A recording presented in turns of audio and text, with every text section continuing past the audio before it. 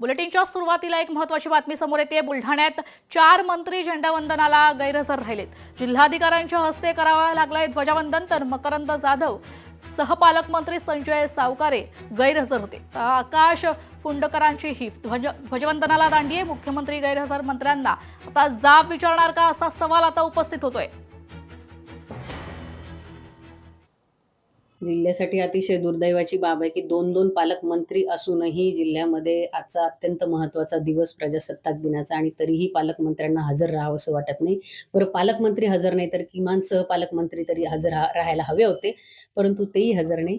मुळातच जिल्ह्याच्या प्रश्नांबाबत, जिल्ह्याच्या विकासाबाबत हे सरकार गंभीर नाही आणि म्हणूनच कधी काळी यांनाच वंदन मंत्री अशी एक बिरुदावली मिळालेली होती। ते किमान झेंडावंदनला तरी यायचे, ध्वजारोहणाला तरी यायचे। आता तर तेही गांभीर्य त्यांना राहिलेलं नाही। लोकशाही मराठी ऐका, पहा, जागरूक रहा।